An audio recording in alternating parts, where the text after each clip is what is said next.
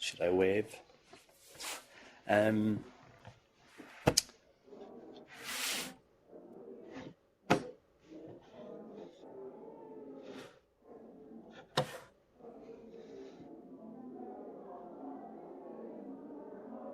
Hello? Hello, can you hear me?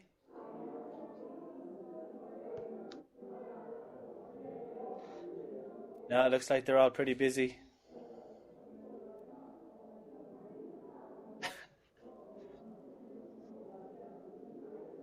Okay.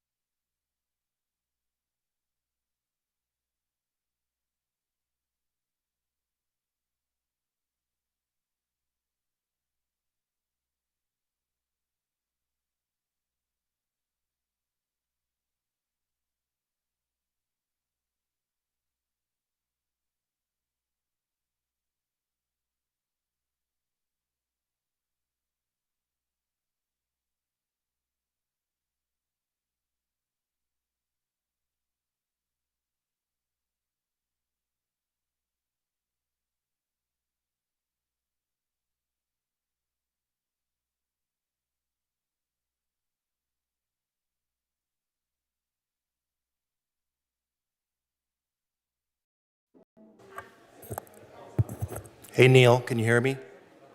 Yes, sir. Thank you very much. You okay? How's the weather in London today for a test? It's still the same. Still the same. Still the same. You turn it up, Torgan? And I sound it's good, it's that's where it's actually a bit chillier today. that's the embassy in London. Can you have 1, her on the 2, phone? 3, 4, 5, 6, 7, Can she hear 8, over this? 9, 10. I don't know. Torgan, can you hear me? Okay, can you turn up Neil's Can you hear her?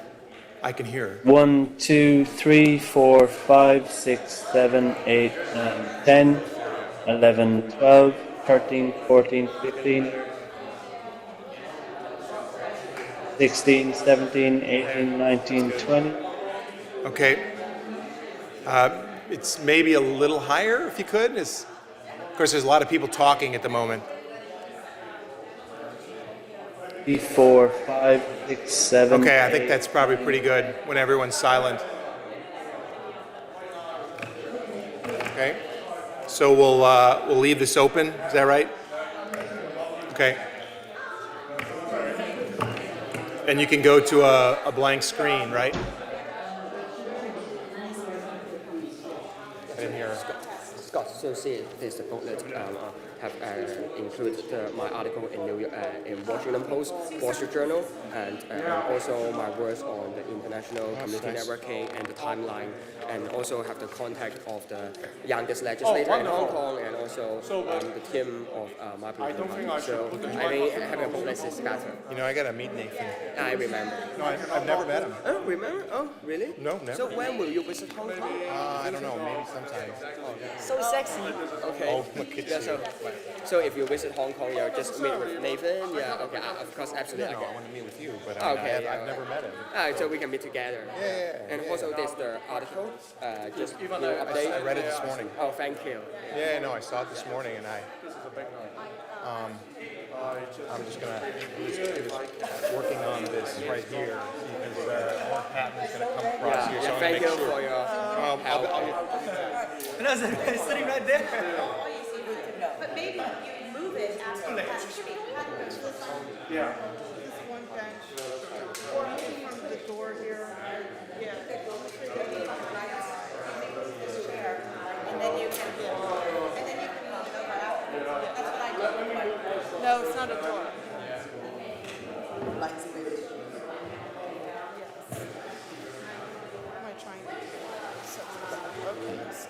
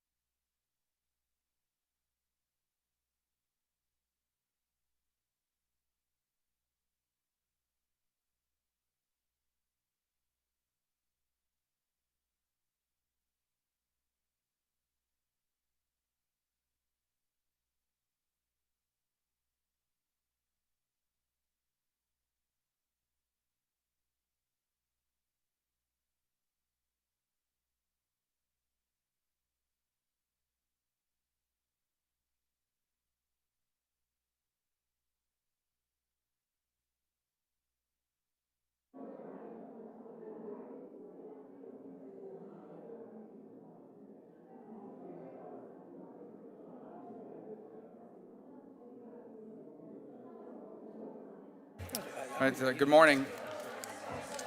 Good morning. I would do that. They want to hear from that. I would give your whole thing. Well, this is a hearing of the Congressional-Executive Commission on China. The title of the hearing is, Will the Hong Kong Model Survive?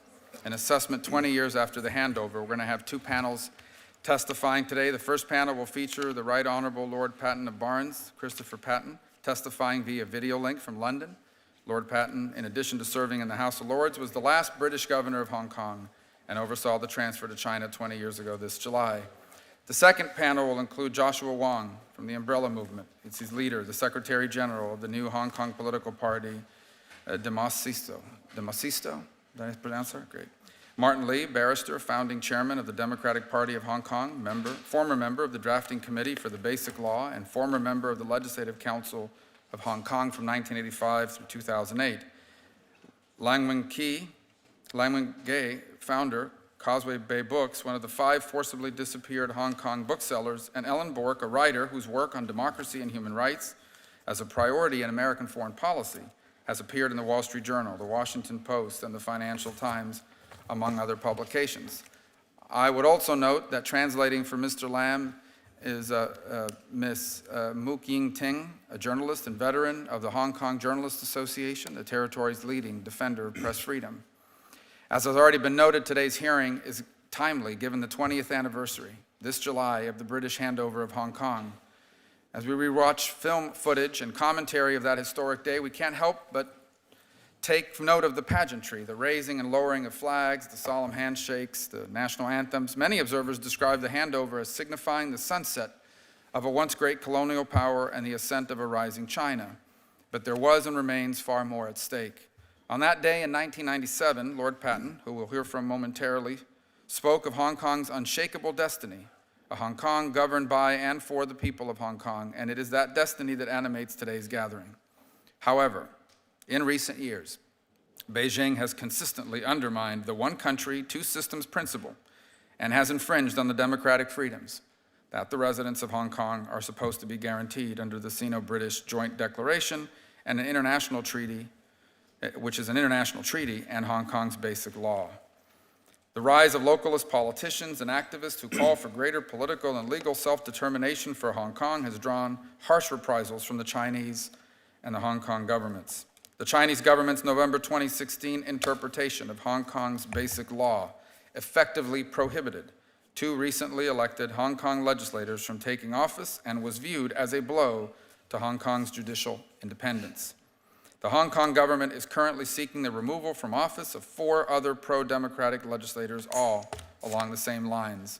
In March of this year, 9 activists were arrested for their participation in the Occupy Central protests in 2014, including 2 sitting pro-democratic lawmakers. Their arrests came less than 24 hours after the undemocratic, quote-unquote, election of Carrie Lam to serve as Hong Kong's next chief executive, which drew widespread condemnation and accusations of a retaliatory campaign aimed at punishing leaders of the Hong Kong democracy movement and suppressing dissent prior to her taking office.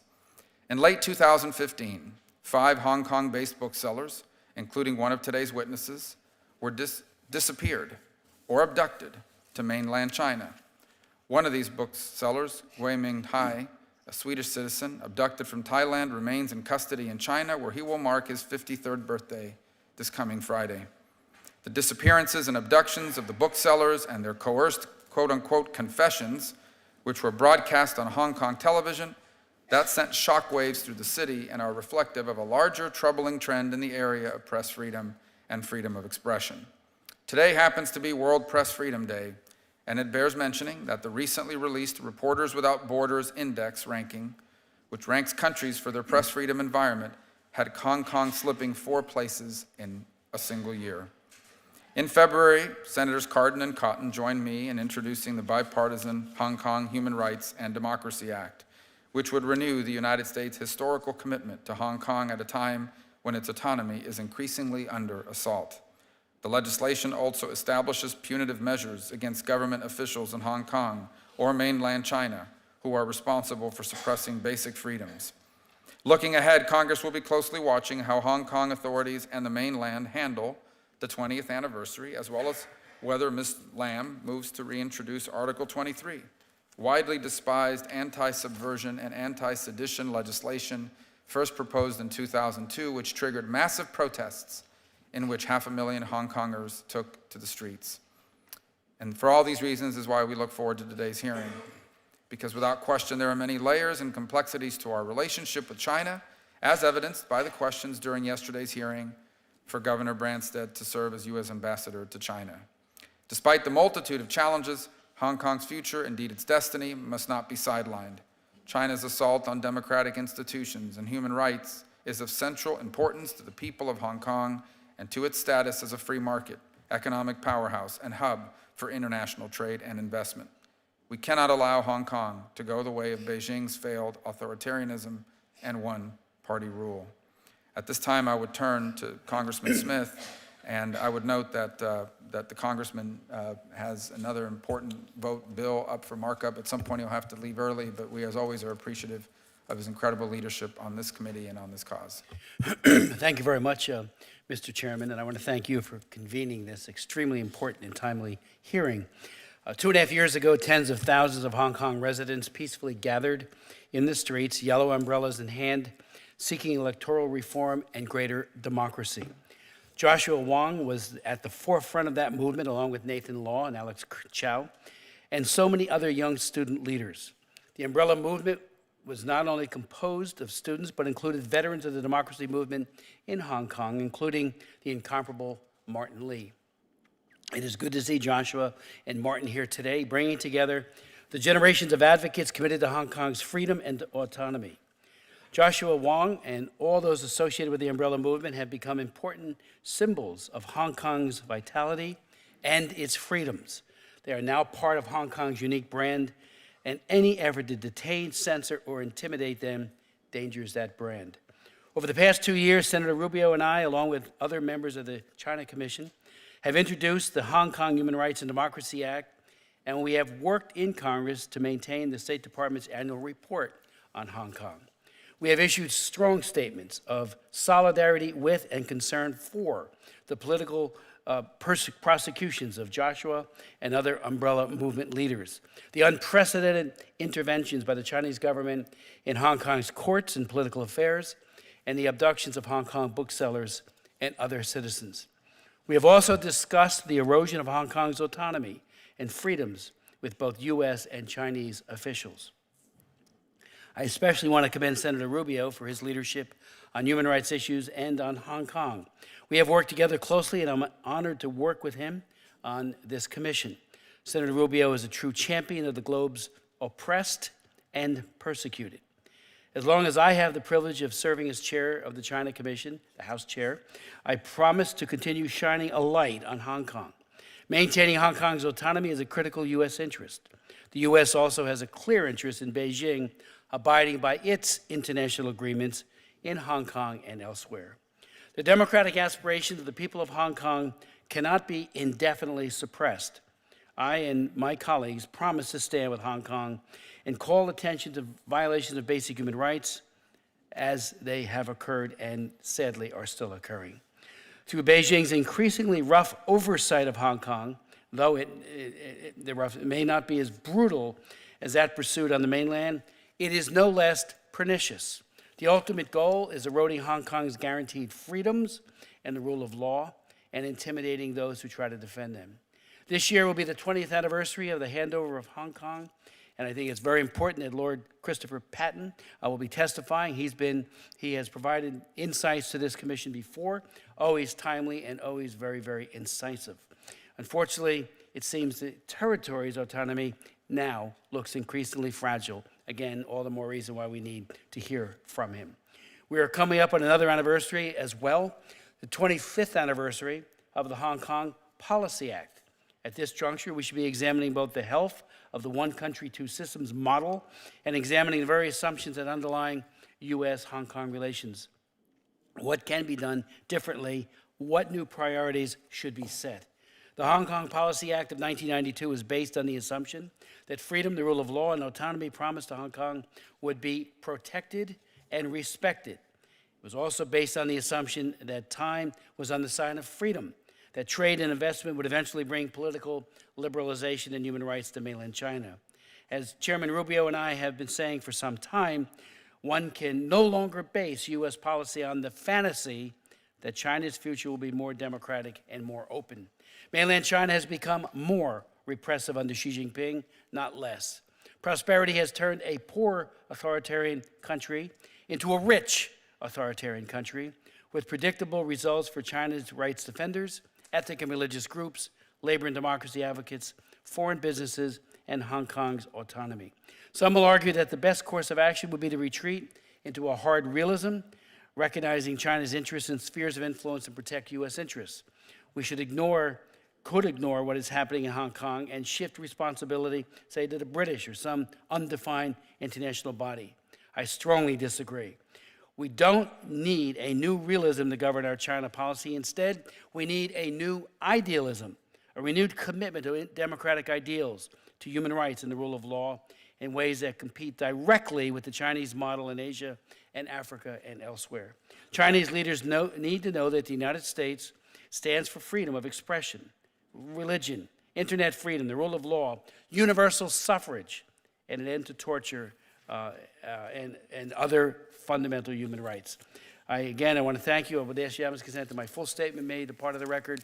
And I do regret we have a markup at 10 on the House side. The first bill that's up is my bill on combating human trafficking, so I have to be there to defend it. So thank you, Mr. Thank you, and thank you, Chairman. Congressman. Thank you for your leadership. And we'll proceed here quickly via our video conference with Lord Patton. We thank you for joining us today. We look forward to your testimony and our questions, and I am hoping that you can hear us clearly. I can indeed. Well, thank you for joining us today. You're recognized, sir. First of all, I'd like to thank you very much indeed for giving me the opportunity of speaking to you again.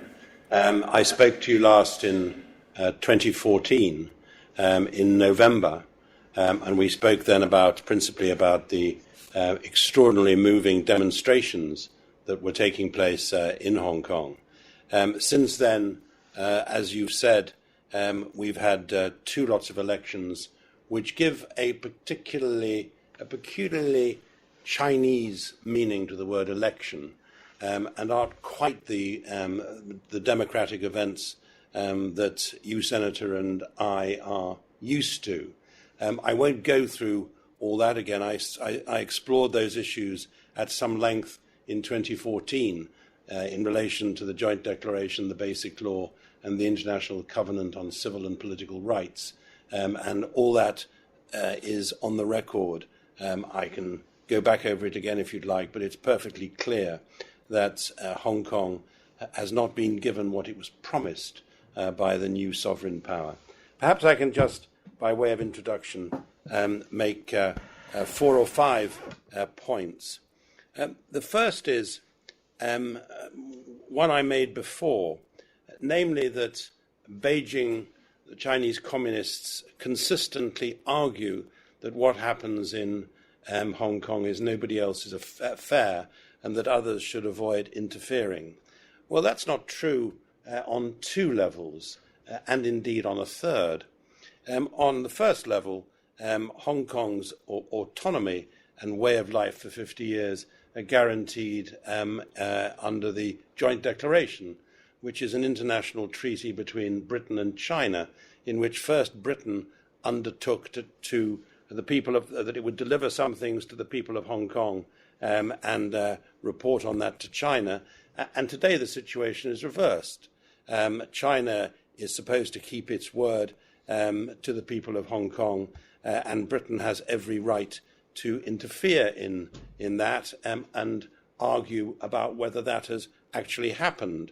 Now, whether or not China keeps its word on the Joint Declaration over time is plainly a matter of considerable interest, which is the second reason why we have to be concerned, to the rest of the international community. Because if China breaks its word over the Joint Declaration and by extension the International Covenant and the Basic Law, if China breaks its word on those things, where do we trust it on other international agreements?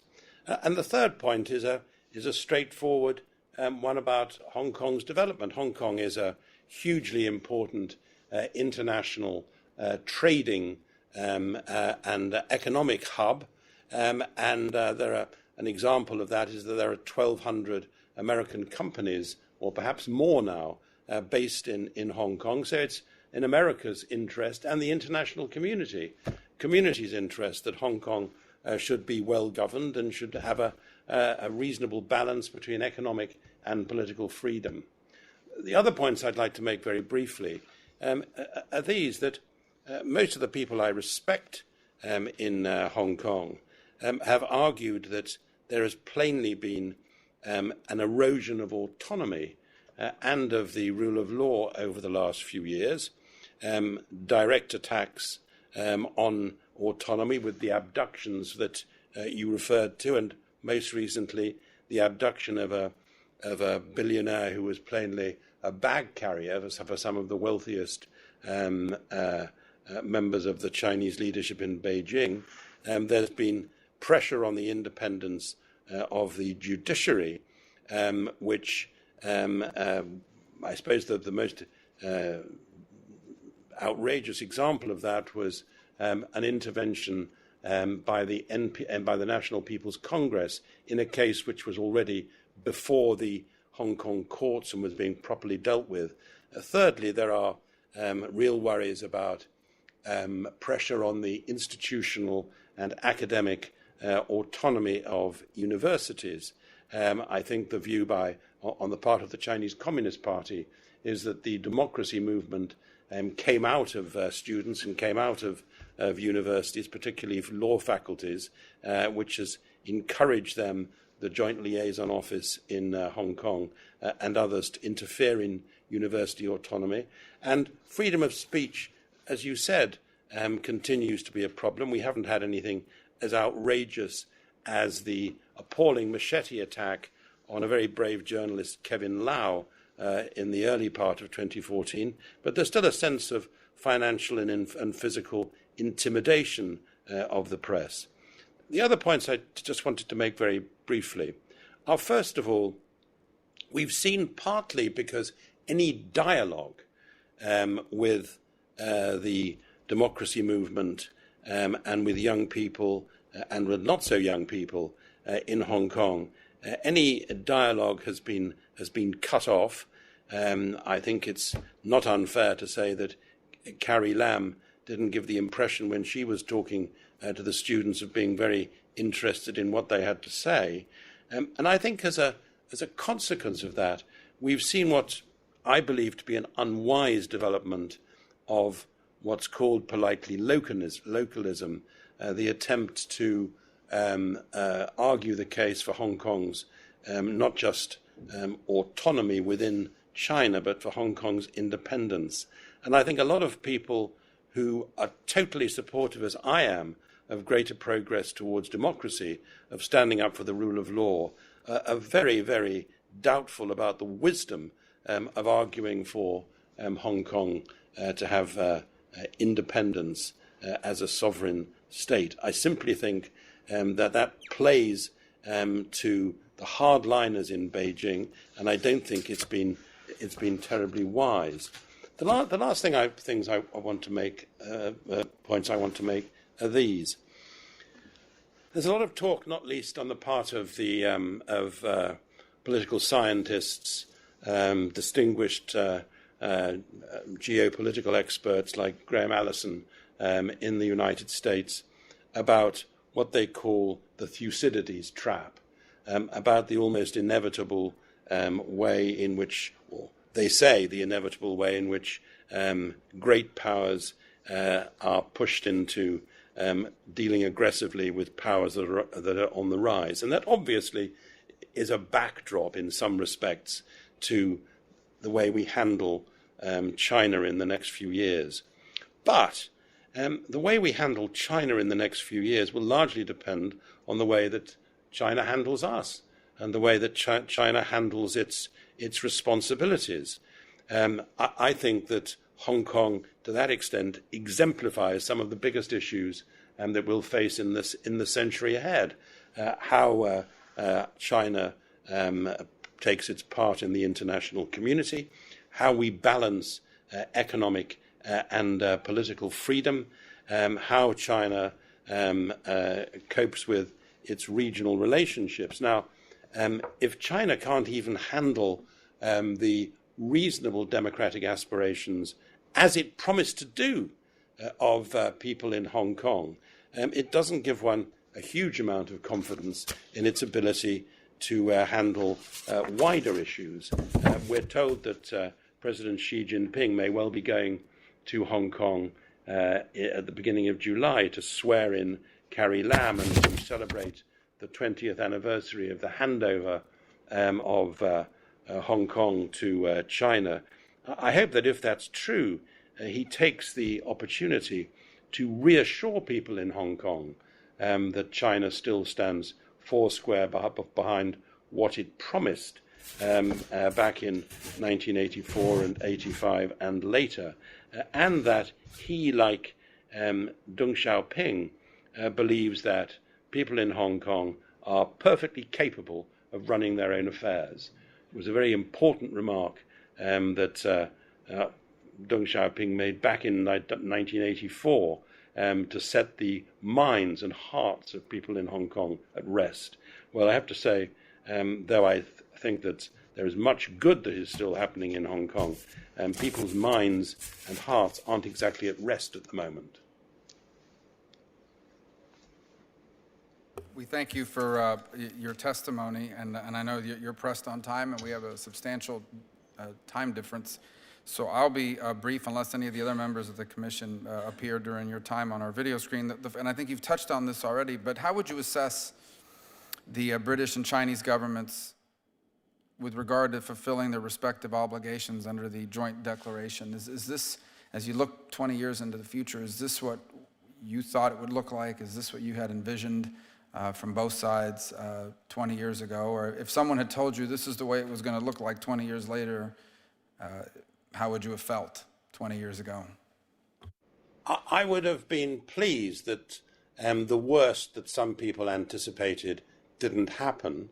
There were many, Milton Friedman was one who thought that one country, two systems was impossible. There were others who thought that, for example, even I would be leaving in a helicopter from the ballroom roof in Government House, and that sooner or later there would be violence in Hong Kong, and that hasn't happened, though there's occasionally been some pretty rough policing. When I was in Hong Kong, we would occasionally have a few hundred people demonstrating. It's been rather different from that. But there has been, I think, a steady and growing erosion, as Anson Chan and as Martin Lee and others have said, of Hong Kong's autonomy. And I think that's much to be regretted. And Hong Kong and China will be the losers from that. I don't want to exaggerate, and I've never set myself up as a day-to-day commentator on everything that goes wrong in Hong Kong.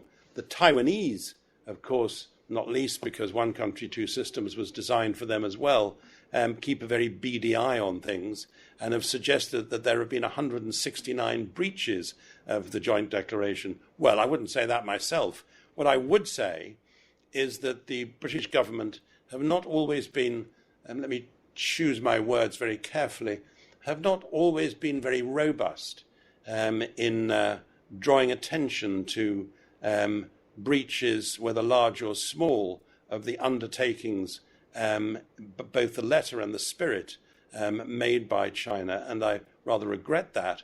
The House of Commons Select Committee on Foreign Affairs did produce itself quite a robust report in 2015, having been banned from going to Hong Kong by the Chinese authorities. I just hope that we will speak out, the British government will speak out rather more loudly over the coming months and years. I've always felt that we, and I blame myself a bit, but I blame British governments over a long period of time. I always felt that we let down the generation before Joshua Wong, his parents' generation, and I hope that we don't let down Joshua Wong's generation as well, because the most exciting and important thing, I think, to have happened is there remains in Hong Kong a sense of citizenship in a free society, which is exemplified by the brave way in which Joshua and his colleagues have behaved. Senator Daines, who happened to have lived in Hong Kong at the time when you were governor, he says it was very well run, and but I wanted to give him an opportunity to speak to you across the Atlantic. Governor Patton. Hello. How are you? Thank you. I'm very well. I'm now running a great university, Oxford University, where we have a lot of Chinese students and a lot of Hong Kong students, and that means that I now enjoy the cut and thrust of the politics of a university rather than the real thing. Universities are sometimes a bit rougher. Well, it's an honor to engage with you today here, Governor Patton. I, just by way of brief introduction, my wife and I moved our family to Guangzhou, actually, in January of 1992. So I watched the transition. I was there as an expat working for Procter & Gamble at the time. And wow. In fact, we used to travel back and forth to Hong Kong quite frequently. It was where two of my children were born, pre-handover, while you were governor, in fact, there at Matilda Hospital there on top of Victoria Peak. I know it well. So does my wife. But we had a very good experience there, truly. And it's a great. See, despite some of the criticisms that I've been making, it's the 5 years I spent there as governor were the best 5 years of my life and the best 5 years of my family's life.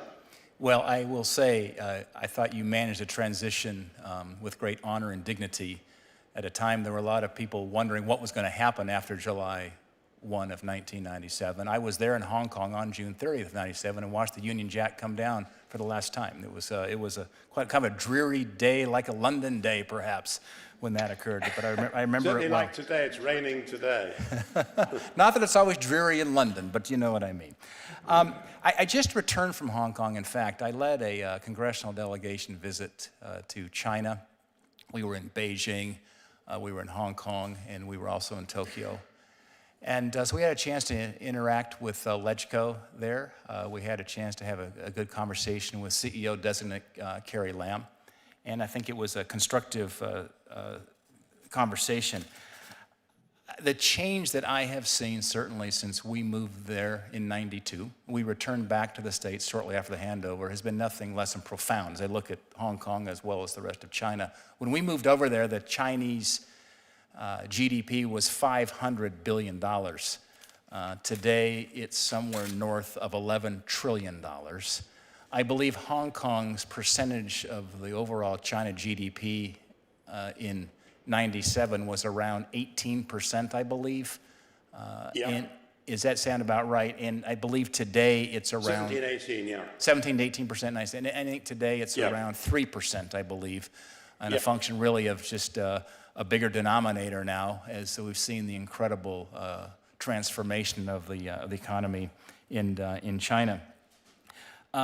My question to you, as you've watched this for many, many years, as have I, is what do you think will be the long-term competitive differentiator between Hong Kong and Shenzhen or Hong Kong and Guangzhou?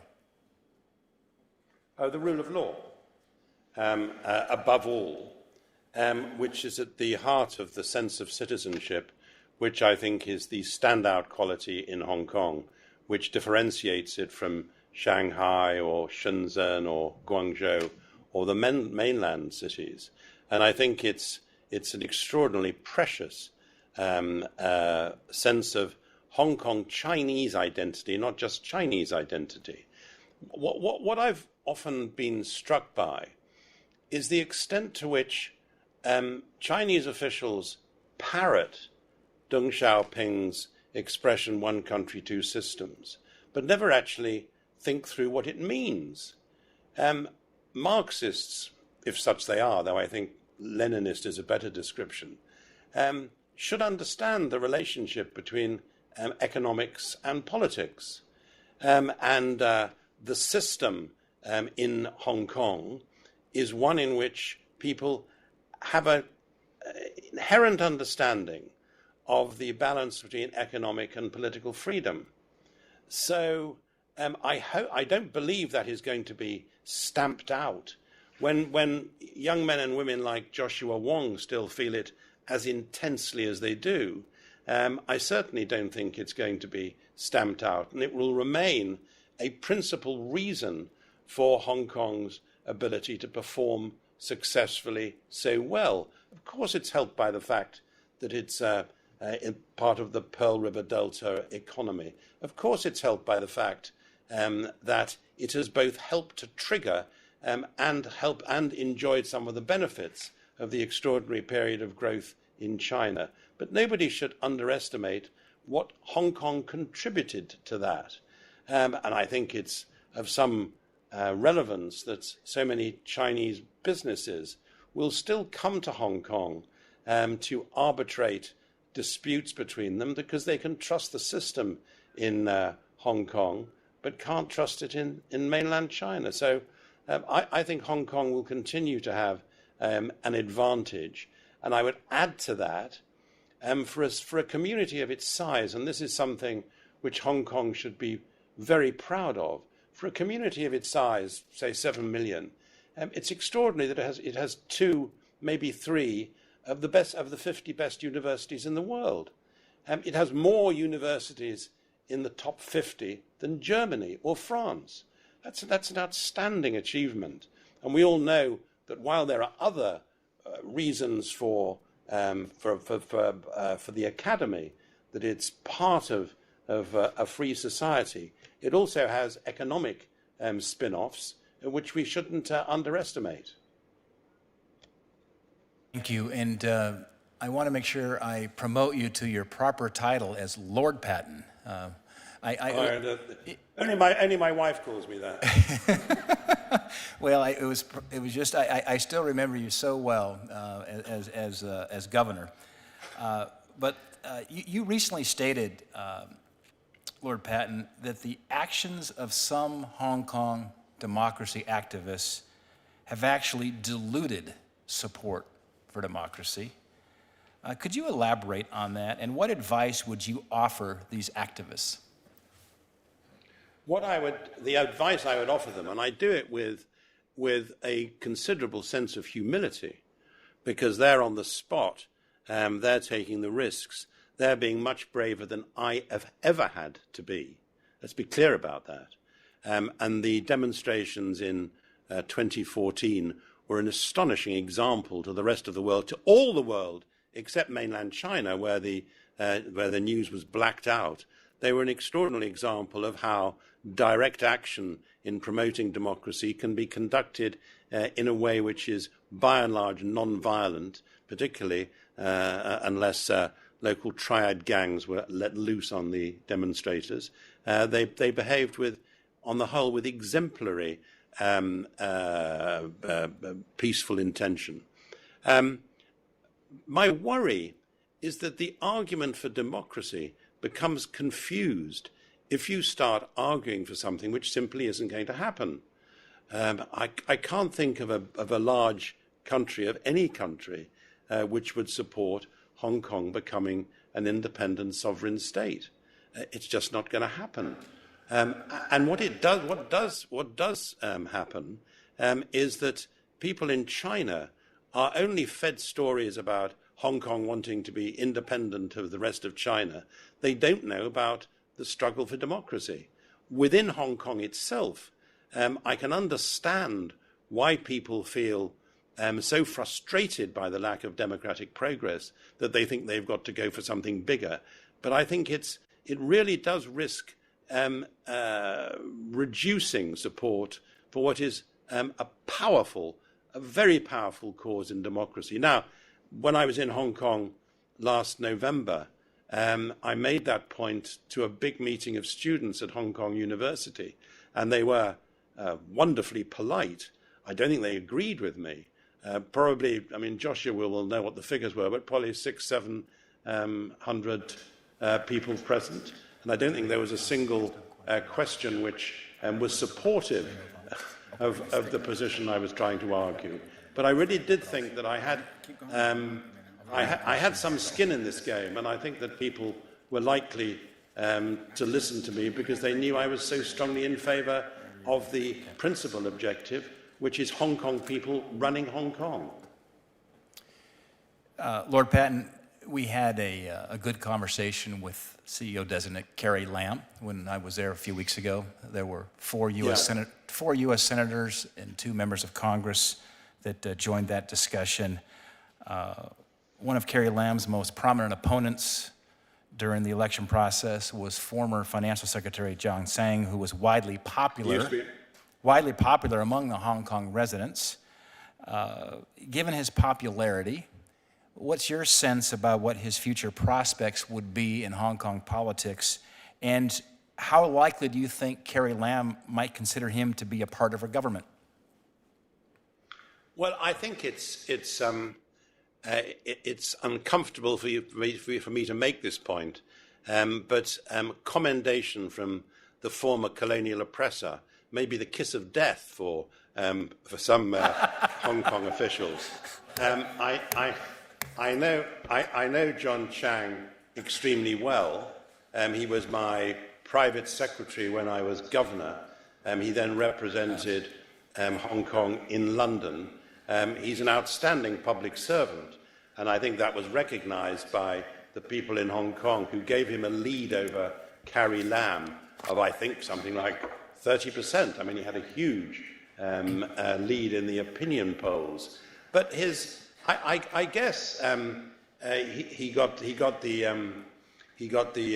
thumbs down from the Ayatollahs because he'd counselled on the case for dialogue with the democracy activists, whereas Carrie Lam didn't seem to think that they needed to be talked to as well at all. So I think that that probably, as far as Beijing was concerned, sank his chances. But Hong Kong, of course, has a huge amount of talent, not least in the public service. But the talent pool isn't so overflowing that you can ignore people like John Chang, and I hope he will continue to have an active role in the public life of Hong Kong. But I repeat, I'm certainly not going to write him any references because that would sink his chances like a dose of the plague. Final question for you, Lord Patton. As you look at the relationship between the U.S.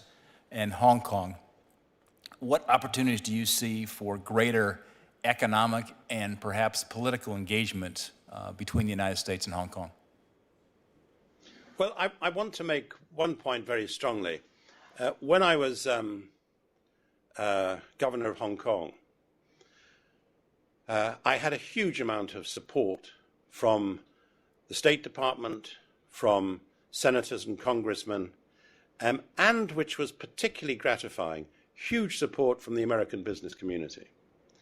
I think I can say that I had more support from the American business community than I had from any other, and that includes my own nationality. And there seemed to be a more instinctive understanding of two things. First of all, of the relationship between prosperity and all the freedoms that we take for granted in our democracies. That was important. And secondly, I think there was a much smaller, slighter inclination, though it exists a bit everywhere, a much smaller inclination to think that the only way you can do business with China is by kowtowing to China. I think it's complete drivel. When you actually look at runs of figures, it looks pretty obvious that the Chinese do business on the same basis as everyone else. They try to get the best deal they can at the best price. And I suppose we shouldn't blame them if they take advantage of the fact that a lot of Western governments and even companies seem to think that in order to get a deal or get business, you have to bend the knee to Chinese politicians, and I simply don't think it's true. So I got a huge amount of support from the American business community and American politicians, and I think that continuing to provide that support is very important. I think it's in America's interests as well as Hong Kong's. And I think that the more the American administration, American politicians make it clear that a very good litmus test of how we all think China might behave in the next few years is how it behaves in Hong Kong. It's not an unreasonable test to apply. They're bound by international treaties, and we should hold them to that. Lord Patton, thank you for your insights. My wife and I were together on our last visit to Hong Kong a few weeks ago, and I will tell you, we had a quiet evening walk in Central, reflecting on Hong Kong of many, many years ago, as we had our two babies there. And again, I want to thank you for your leadership and your steady-handed leadership during that transition time as the entire world was watching on July 1 of 1997. Thank you, Lord Patton. Thank you very much, and I hope your Hong Kong babies have grown up into, I'm sure they have, into handsome, successful adults. They are, but I will tell you, their Cantonese skills are quite weak. Well, Lord Patton, I have two observations before we thank you for your time. The first is, if your cousins over here across the Atlantic 241 years ago had not been so rebellious in their revolution, both Senator Daines and I would be members of the U.S. House of Peers, and he would be Lord Daines and I would be Lord Rubio. And and this is a joke, and I'm not suggesting I might it. have fetched up as governor of Ohio. Yes, sir. Well, it's like that title, Supreme Allied Commander. It's just such a good title, you know. But we'll. Senator's great. But and the second is, as we look at Hong Kong, the one thing that strikes me is, it really, in many ways, is an example of what China can and should be. Greater China. There's this notion out there that somehow democracy is incompatible with the culture, which is absolutely false. And the second is, just think of this as one of the greatest civilizations in the history of mankind, which has made extraordinary contributions across millennia. Imagine that creativity, that thousands of years of culture and tradition and science and all these contributions that the Chinese people have made to the world was unleashed in an environment where there was political freedom, academic freedom, economic freedom. It would be an extraordinary contribution to the world. Hong Kong, this small little sliver of land with a limited population, has done so many, it punches above its weight economically.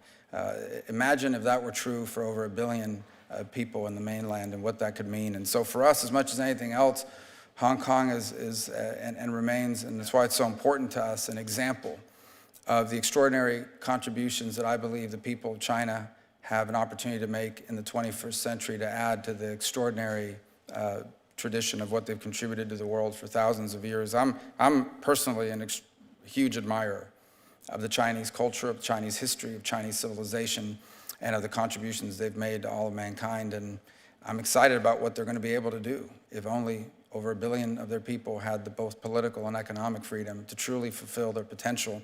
And I think Hong Kong is a model of what that could look like if only these conditions were not to be eroded moving forward. So, Chairman, if I might, maybe I should use Lord Rubio. That's what we're going to, yeah. Lord Rubio. And this was a joke, and the media's watching. I'm not actually suggesting to call us Lord.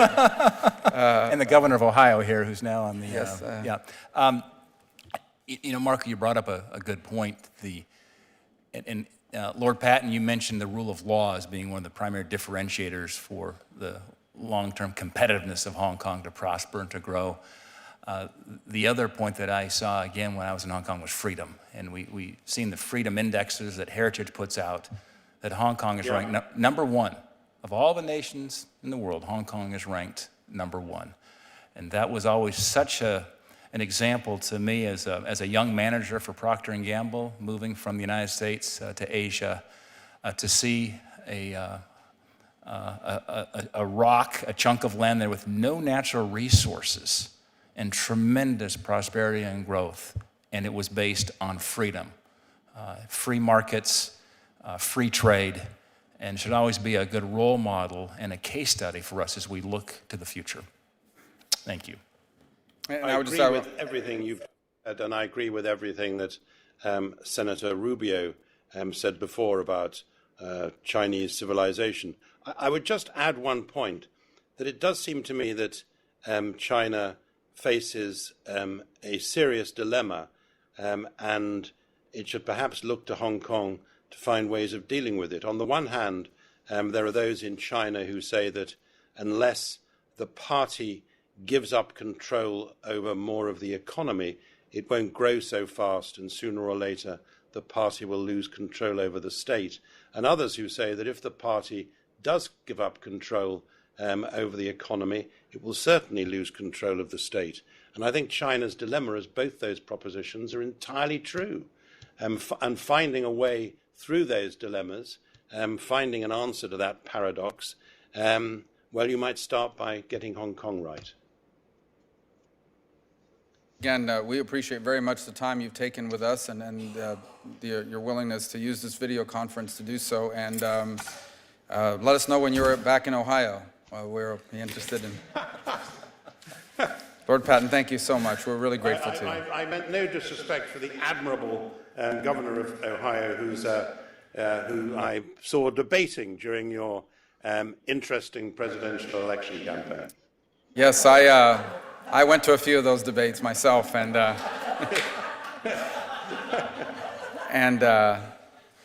that's another hearing.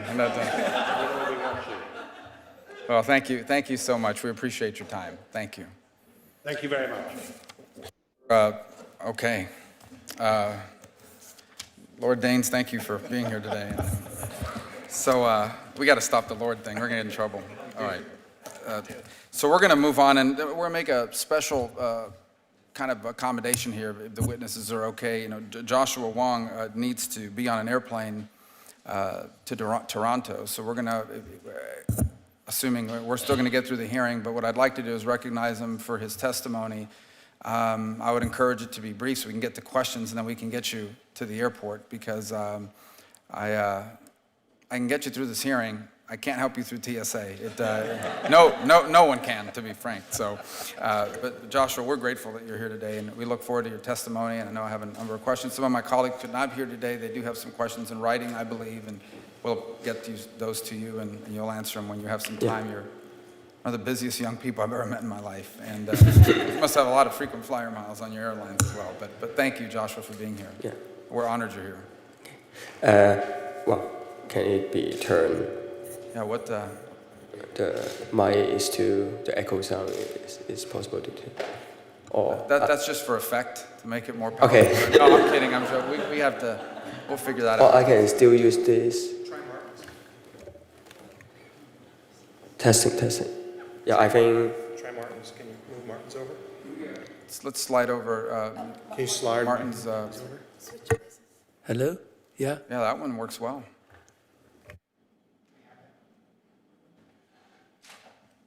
We also have an auto-tune one, which changes your voice a little bit, but this one sounds like Biggie.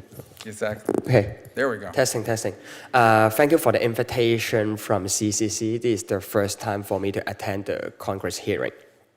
You may have known about Hong Kong's political arrangements as one country, two system, but it has now become one country, one and a half system, and potentially one country, one system in the future if conditions continue to worsen. I was born less than a year before the handover of Hong Kong from the UK to China in 1997. Now I'm 20 years old. At the same time, the Hong Kong government is preparing for its 20th handover anniversary celebration. July 1st will be the first time Xi Jinping visits Hong Kong as the Chinese president.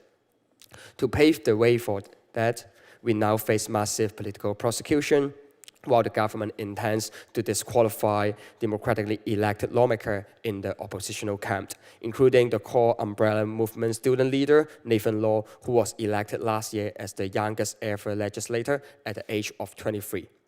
Unfortunately, Hong Kong remains far away from democracy after umbrella movement. Some people may think it's a failure because we can't achieve the goal of universal suffrage, but I'm here to tell you guys today that the spirit of umbrella movement is in the heart of Hong Kong people. That's why I've been trying to gather more support at the international level by strengthening our collaboration around the world. I'm glad to see the reintroduction of the Hong Kong Human Rights and Democracy Act by Senators Rubio, Cotton, and Cardin. Bipartisan support for the bills prove that protecting Hong Kong's political rights, freedom, and autonomy can be and ought to be a consensus across the political spectrum. That's why I hope the legislation ensures those who have participated in nonviolent assembly in Hong Kong would not be denied American visas on the basis of their criminal record. Alex Chow, who is in the audience this morning, is another core umbrella movement student leader. He was found guilty last July for participating in unlawful assembly, sentenced to 3 weeks of imprisonment with 1 year of suspension. Because of Alex's criminal record, he has faced significant barrier in obtaining a British student visa last year for his master's degree in London. He was recently accepted for PhD study at UC Berkeley this coming August, which means he will soon apply for a US student visa, and I cannot stress the importance for this legislation for many of those like Alex who may potentially face difficulties entering free countries. China's suspension against us is helped by its growing regional domination. Last year, I was invited by top Thai University, but was not allowed to enter the country and locked up for 12 hours in a detention cell. My request to contact a lawyer or at least notice my family in Hong Kong were both rejected. I was very worried to be the next Gui Minhai, one of the 5 booksellers abducted from Thailand to China. Luckily, I was finally released, but the Thai government later said that I would be forever banned to enter the country at request by China. If Hong Kong Human Rights and Democracy Act pass the proposed legislation, I hope it will place human rights and democracy at the center of future American policy towards Hong Kong. It will send a strong signal to Beijing that, as a world leader, the US believes it's just as important to protect political freedom in Hong Kong as is protect economic freedom. The support of the proposed legislation is also in the American interest. Hong Kong is home to around 85,000 US citizens and 1,400 US companies. Two-way Hong Kong's and US trade was around $42 billion last year, and most American media outlets, including CNN, The Wall Street Journal, and Time Magazine, established their Asian office in Hong Kong. They are all evidence that despite all the difficulties it's facing, Hong Kong remains the freest city under Chinese administration. In conclusion, I hope Democrats and Republicans alike can work together to defend the fundamental human rights value that they share, which Hong Kongers will continue to fight hard against the communist regime, for the day will come for us with democracy and exercise the right of self-determination. I started to fight for democracy 6 years ago when I was 14 years old. The father of Hong Kong's democracy sits next to me, Martin Lee, is turning to 79 years old this year. After 4 decades of struggle, I wonder, if I come to the age of 79, will I be able to see democracy? My aspiration and our generation challenge is to ensure that Hong Kong continues as the beacon of human rights and freedom for China and the world. To sum up, today, the authoritarian regime dominates my generation's future, but the day will come when we decide our future. No matter what happens to the protest movement, we will claim the democracy belongs to us and continue our fight because time is on our side. Thank you. Thank you, Joshua. Thank you. We're grateful that you're here and have tremendous admiration for your advocacy, and I've often spoken about you to university students that I teach at Florida International University and in other places as an example of political engagement under quite difficult circumstances. We take, sometimes I should say, our freedoms for granted here in the United States because we have extraordinary freedoms. But we're reminded through you and others that there are incredible people around the world that are confronting this, as some of the panelists have as well. So And again, I know you need to get to Canada, so I wanted to ask you a couple questions. First, can you tell us how the Hong Kong government's legal actions against democracy advocates and members of the opposition have influenced your thinking on the future of Hong Kong's democracy movement? Last year, September, was the Legislative Council election. 4 new elected legislators upholding civil disobedience enter the Legislative Council from the civil society. And later that, the government just issued a court case to 4 of them, and including 2 others advocate Hong Kong independence. Even I'm not the one advocate Hong Kong independence, but disqualifying the democratically elected legislator just proved that the China government and Hong Kong government will try to override the judicial independence and rule of law in Hong Kong, and it's totally not respect to the current election system. And at the same time, political prosecution happened and also proved the hardline of President Xi is just following by the new elected chief executive, Carrie Lam. After 26th of March, the election day of the chief executive, the day after Hong Kong government just arrested and prosecuted the 9 umbrella movement leaders. And it's just proof that in the future, it's not an easy time for us to fight for democracy. At the same time, 3rd of July would be another court case and a trial for me need to face, and it's the sentence of contempt of court. And in the worst case, I may be sent into prison for few months or even few years. But I would say that now, in fact, fight for democracy is a long-term battle.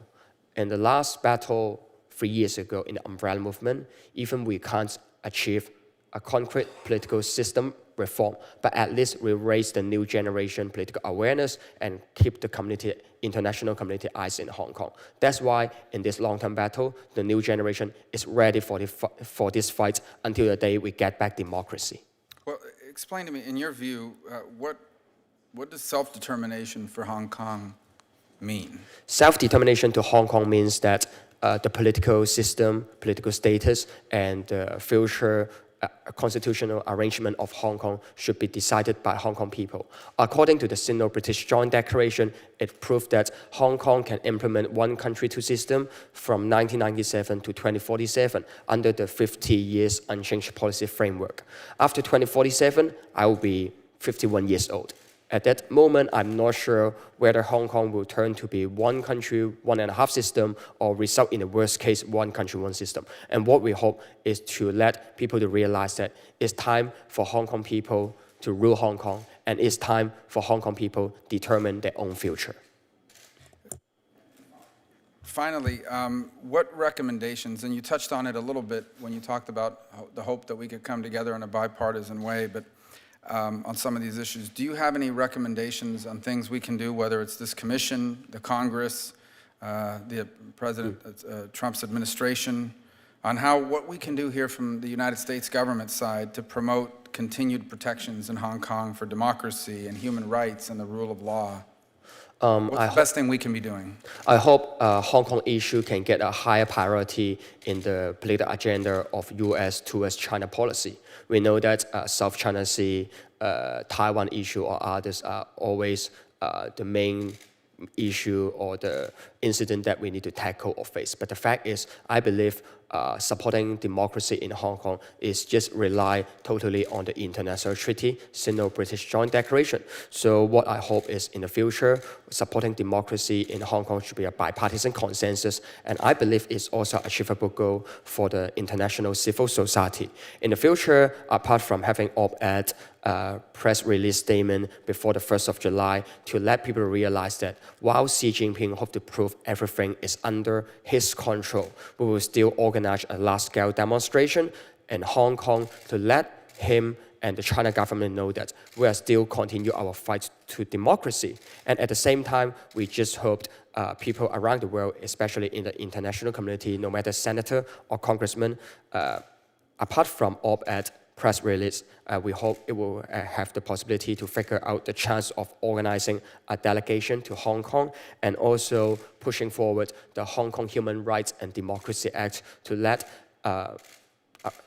in the global level, the international community can realize that supporting Hong Kong democracy is the only gateway or the window for us to push forward China communist regime to respect on human rights, democracy, and rule of law. That's why, according to the U.S. business interests and caring about the stability and prosperity of Hong Kong, according to what I've mentioned about the citizen and U.S. company based in Hong Kong, I hope in the future, the new administration can also take Hong Kong as a higher priority agenda.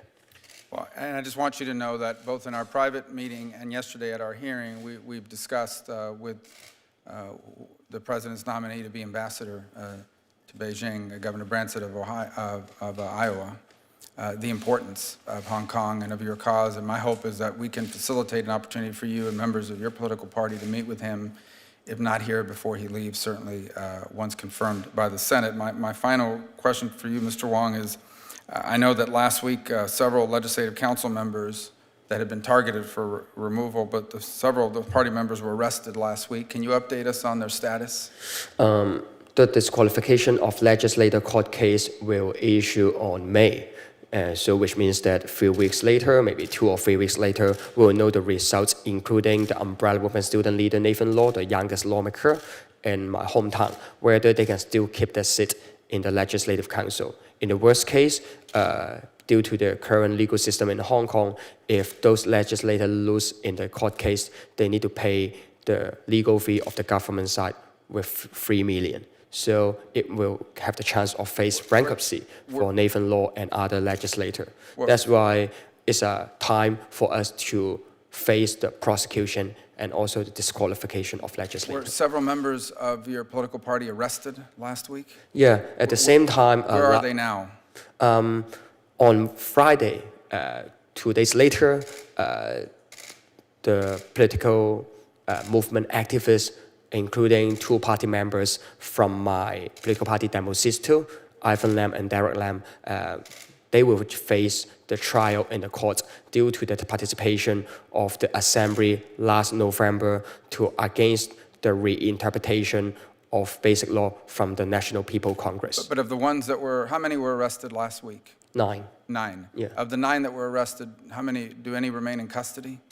They are still get a chance to get a bail, and now they will wait.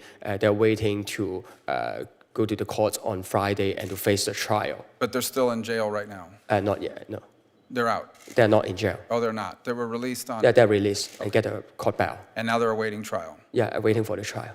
Well, we appreciate very much, Mr. Wong, that you're being here today. I'm sure we've seen you quite a bit in the last few months. I encourage you to continue to do what you're doing. Know that this commission, my office, the members remain at your disposal to continue to highlight your cause and the greater cause of democracy and rule of law in Hong Kong. And I wish you continued success, both on your trip now and as you work your way through. Which airport are you going to, Reagan or Dulles? I'm not sure. I need to check my etiquette. Whichever one. Yeah, sorry for it. Yeah. Yeah. Maybe we shouldn't announce which one you're going Okay. to. Anyway. But yeah, thank you for. He's leaving from Baltimore, and yeah. So anyway, Mr. Wong, thank you very much for coming, and we look forward to continuing to talk to you more and more about this in the weeks and months to come. Yeah, I appreciate and thank you for CCC in the previous few years, especially since the umbrella movement continued to put effort to support universal suffrage, democracy, and the democratic camp in Hong Kong. Well, we're just getting started. We're going to continue to press on the case. So we thank you so much. Yes, it's the long-term battle. Thank you. We're going to move on now to our panel. And again, thank you for your indulgence because of the flight situation. So, Mr. Lee, I guess we'll begin with you. And we thank you for being here, and thank you for letting us use your microphone. Thank you, Mr. Chairman. Thank you for calling me as an expert witness. I remember the first testimony I gave to Congress was 1989, shortly after the massacre in Tiananmen Square. In a way, Hong Kong has been a miracle because it's a tiny dot at the coast of China. And yet, even today, according to Lord Patton, with whom I agree, there is still the rule of law which separates Hong Kong from every other Chinese city. But that rule of law is now under threat, more now than ever before. Chinese leaders have been asking our courts to cooperate with the government. And in 2014, in June, the Chinese State Department issued a white paper in 7 languages saying that all our judges are administrators like other civil servants, and therefore, in trying cases, they must safeguard China's sovereignty, security, and development interests. The judges are extremely worried. Judges are human beings. You cannot expect judges alone to defend the rule of law without giving them the support of the community via democracy. And democracy has been delayed many times already. Under the basic law, our mini constitution, we were supposed to have full democracy after 10 years of the handover. This is now almost 20 years after the handover. Still, I cannot tell you when we will have genuine democracy. And so Hong Kong is undergoing a very serious threat at the moment. That is why we are here. We are here to tell the world that things are going wrong. They're going wrong because China has not been honoring her obligations under the Sino-British Joint Declaration, promising us democracy and the rule of law. Now, we have now a window of opportunity because Mr. Xi Jinping will come to Hong Kong on the 1st of July to celebrate the 20th anniversary of Hong Kong going back to China. Mr. Xi must be told, politely of course, but firmly, that the eyes of the world are on China. The eyes of the world are on Hong Kong. I think the administration here must realize that in dealing with China, in hopefully making treaties with China over many issues, your administration must bear in mind that Hong Kong is now part of China. And if China can break an international agreement over Hong Kong with impunity, how much confidence can you have over new treaties to be made with China over other issues? So when I look at Hong Kong's future, I have confidence, in particular, because of the young leaders like Joshua Wong and others. They have been fighting for democracy. They are now in trouble. They are prepared to pay the price for it. Of course, I would appeal to you, Mr. Chairman, and your colleagues, to think of Hong Kong whenever you are dealing with China. I thank you for giving Hong Kong people the support over my years of fighting for democracy in Hong Kong. I hope you will continue to give encouragement to the young leaders because they need your support more than we did. Because the threat on Hong Kong's freedoms and the rule of law is now greater than ever before.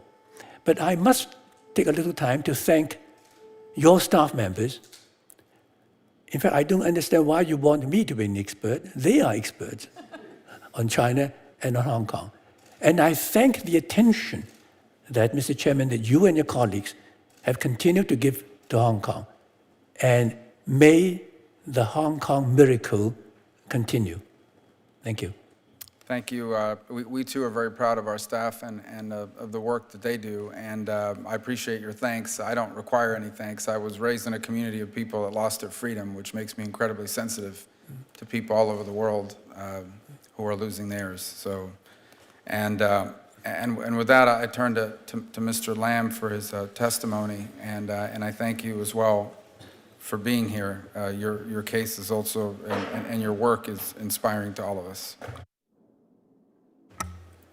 Hi, I'm Meg. Thank you, Mr. Chairman. I'm Meg, a veteran journalist for over 3 decades and have been a witness to the erosion of Hong Kong's press freedom after the handover.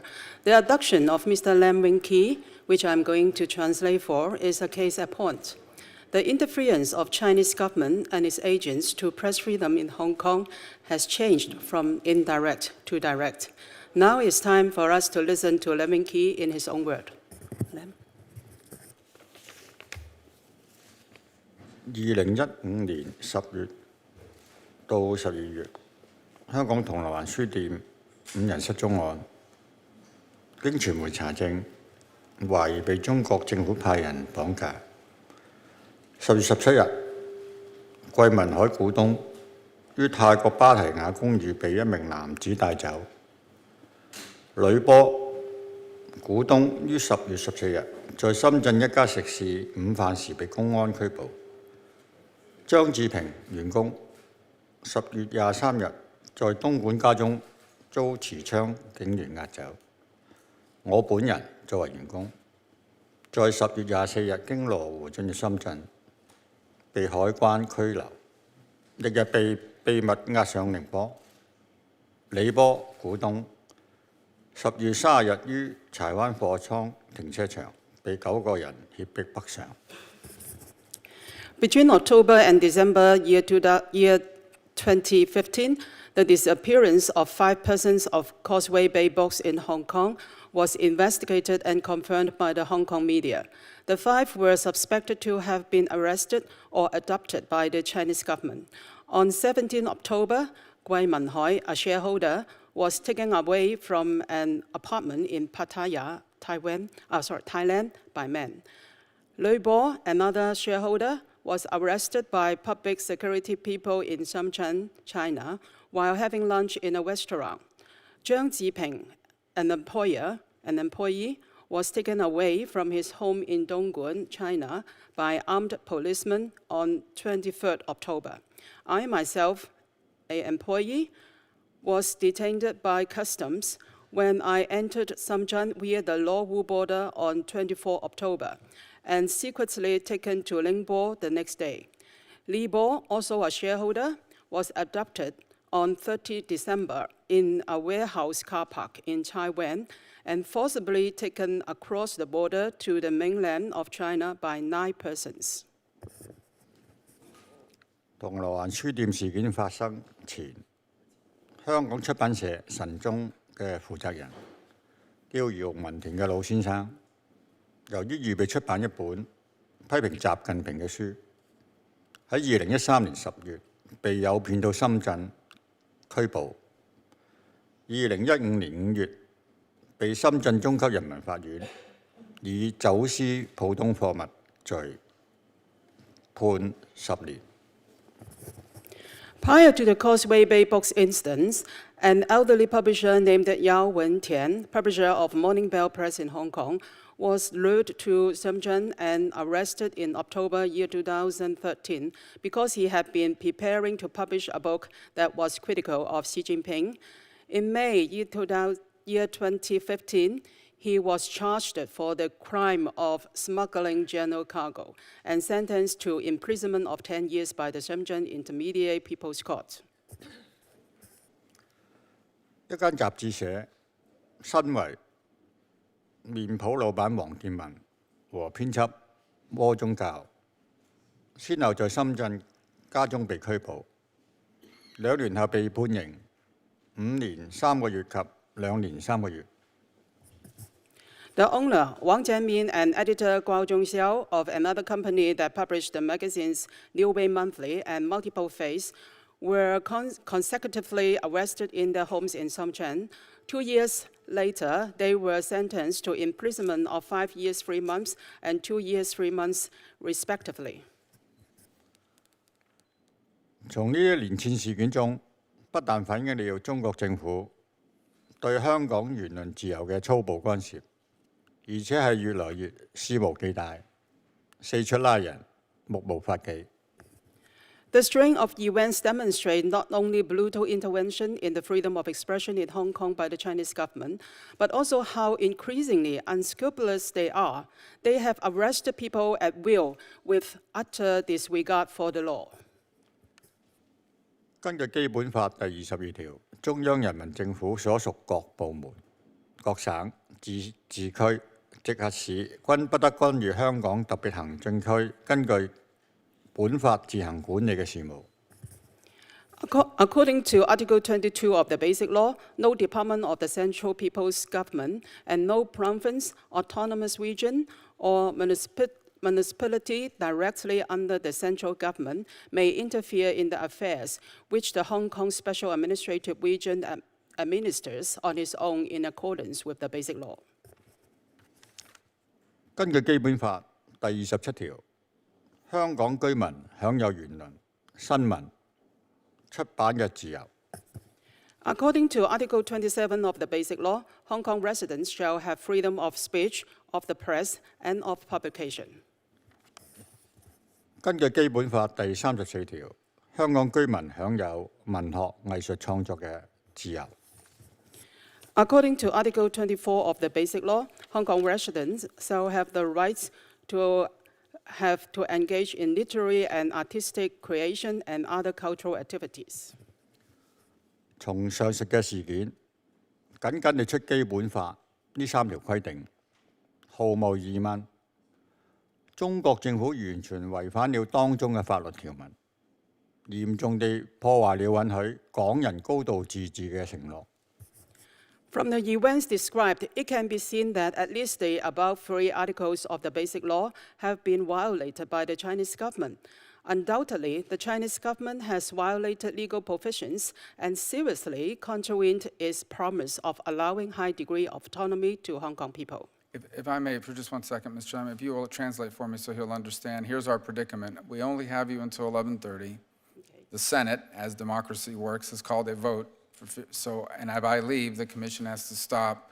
Here's what I would propose if this is possible. I would need to adjourn for 5 minutes so I can go to the floor, vote, and come back. We can submit the entirety of the testimony into the record so he doesn't have to sit and read. When I return, we can get to Ms. Bork and then to our questions so that I can still get you out by 11:30. But if there were other members here, we could trade. I'm the only one here, and so if I leave, apparently everything stops. So, and I'm truly apologetic. I don't control the vote schedules. So, if this is okay with Mr. Lam, and you would. 時間關係，佢哋要暫停，咁佢哋會有嘢再問。Is that fine? Okay. Yeah. So it will probably take me about 7 minutes to maybe 8, and there's a lot of reporters in the hallway, and I have to fight my way through them.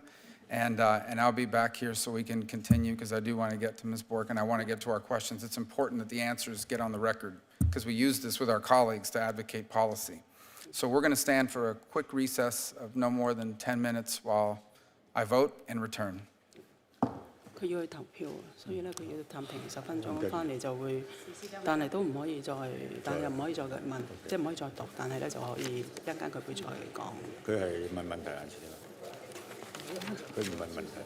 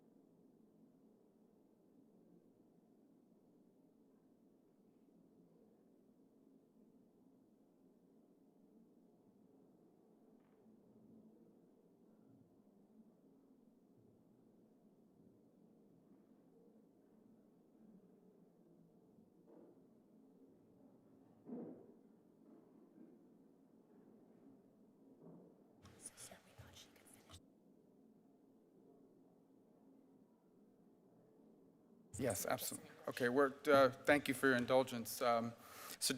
I think we have a little bit of time left to finish the conclusion in English of Mr. Lam's testimony. We can get to Ms. Bork, we can get to our questions. I do not believe there'll be any other votes in the next 30, 45 minutes, so. Okay. Let me just read out this statement by Mr. Lam. Being a victim in the Causeway Bay Books incident, I was illegally detained first in Ningbo and then in Xiaoguan for 8 months. During that period, I was subjected to intimidating interrogation and was deprived of the ways to hire a solicitor and to inform my family. They also intended to force me into becoming an accomplice in carrying out continual surveillance on the people of Hong Kong and the mainland of China.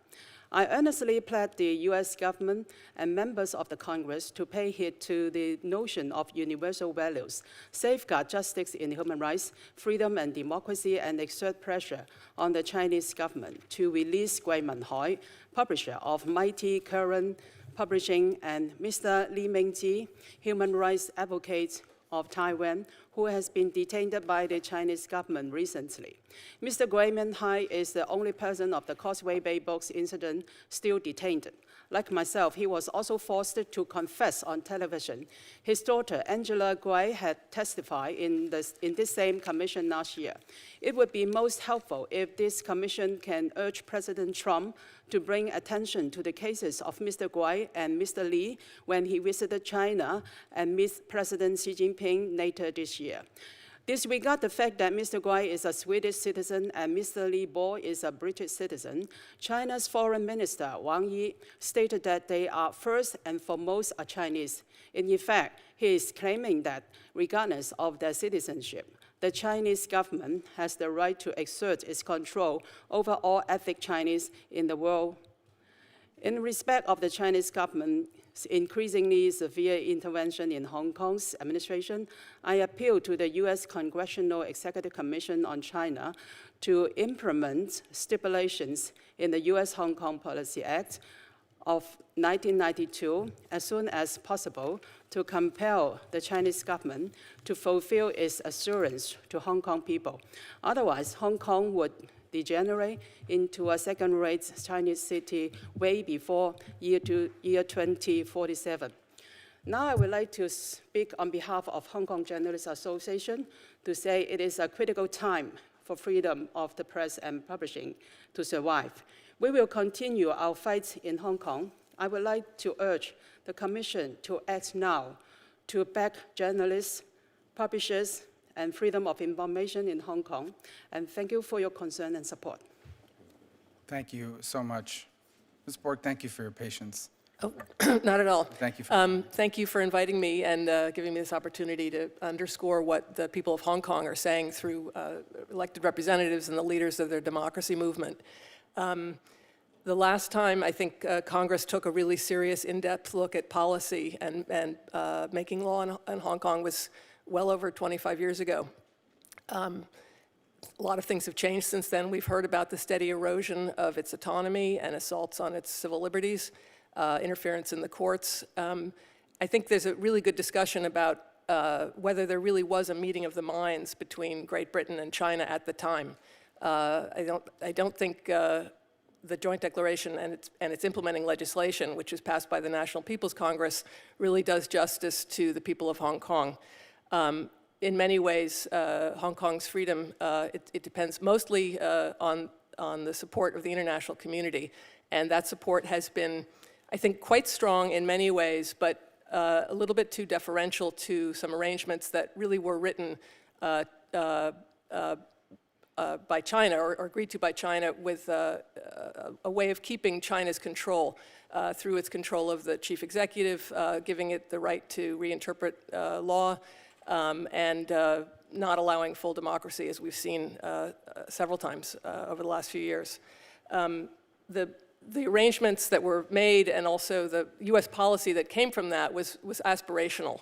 And now I think we have to take a much different look and see what China is doing in Hong Kong and also how Hong Kong relates to its more assertive role around the world in challenging democratic norms. And Hong Kong is often, we've hoped that Hong Kong would exist as an island and its related territories in the midst of a huge autocratic system. And I think that's unrealistic. And if we want to protect Hong Kong, we have to look at China's role more broadly in undermining democratic norms around the world. That's why I think the Hong Kong Democracy and Human Rights Act is extremely important because it changes the outlook that Congress is taking. No longer hoping that Beijing will recognize its interest in Hong Kong's survival. I think many Americans, I think, tend to project onto other countries. We hope to find common ground and support for democracy, even in unlikely places. And our policy was really based on that sense. And now we have to be a little bit more hard-nosed and realistic. The existing U.S.-Hong Kong Policy Act really doesn't have much of a penalty. It doesn't have consequences for what China's done in Hong Kong. It allows the president to change Hong Kong's status in some aspects of law, but that actually hurts the people of Hong Kong. It doesn't put the penalty where it belongs, which is on Chinese officials and their proxies who might be taking these steps. And some of the steps that they're taking are getting increasingly alarming, as we've seen from my fellow witness here today. The most important thing of the Hong Kong Democracy and Human Rights Act is that it responds to that long reach of China into Hong Kong. That's an extremely worrisome development, but it's also not isolated. The party has act to seize dissidents in other countries. It's act to repatriate Uyghurs. And frankly, this has gone relatively unopposed, and we need to find ways to stand up to that. Also, we noticed that the criminalization, the prosecution of Hong Kong Democrats will make it, they're going to go after Hong Kong Democrats the way they go after other dissidents and Uyghurs and the Dalai Lama. And we can see China, I think, is far behind Russia in manipulating red notices and Interpol, but I think that we can see from the way they're beginning to prosecute Hong Kong people that they have that in mind. So I really just like to say that the most important thing Congress can do right now is begin to treat Hong Kong as integral to a response to China's assertiveness. And I think China's assertiveness on democratic values really is very related to its military assertiveness as well. As long as the United States doesn't articulate support for democracy in Hong Kong and in China, I don't think we'll be very convincing in our rejection of their aggression elsewhere. Thank you. Thank you. And are you prepared for questions, Senator? Sure. Yeah, I'll defer to my colleague, Senator King, for the first round of questions. And you weren't here. Joshua Wong was here a moment ago. He had to leave to Canada, so not permanently. Just he's receiving an award, so we took his testimony and his questions ahead. But thanks for coming. Yes, sir. This is a question for anyone on the panel. I visited Hong Kong some time ago, and it was one of the most vital and energetic cities I've ever visited in the world.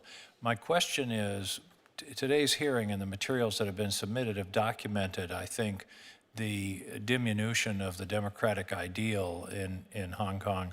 My question is, has that in turn affected the economy and vitality and energy and forward-looking economy of the city? Mr. Lee, you want to start? Of course, it's very difficult to translate that in terms of dollars and cents, but it's the adverse effect on the mood of the city and the mood of the people. Now, at the moment, after almost 5 years of governorship, as it were, of stewardship under the outgoing chief executive, Mr. C.Y. Leung, the city, the population there is split. Now that is a tactic deliberately employed by him and his minders who are in the Central Government Liaison Office. That is the communist people in Hong Kong. And so when you've got a split community, it's very difficult to get things done. And I think the best person from whom I quote is the last president of the Legislative Council in Hong Kong, who in fact belonged to their group, but is a very fair person. And he said that unless there is democratic reform in Hong Kong very soon, Hong Kong is ungovernable. And that is from the outgoing or the last president of the Legislative Council. So the new one, the chief executive-elect, who would take office in a couple of months' time. Now, Carrie Lam, in fact, before she won the election, said in public that she intends to continue with the policy of her predecessor. Now, so everything now hinges on the president of China. If he doesn't intervene and correct this direction that has been going on in Hong Kong for almost 20 years now, then Hong Kong will soon go down the drain. We cannot afford to have another 5 years of this policy. This policy must be reversed. And others comment on my observation or question whether the de-democratization is leading to a diminution of economic activity. As I said, it has to be negative, but of course I cannot give you dollars and cents at all, because I remember before the handover, there was a poll conducted among US business people in Hong Kong, asking them what would cause them to leave Hong Kong after the handover. There were two things. The environment. If the air is polluted to such an extent, they would rather run away from Hong Kong and live. I remember the problem with the air. And the other one is the loss of the rule of law. So that is very important to business people. If they see the rule of law not there, why should they do business in Hong Kong?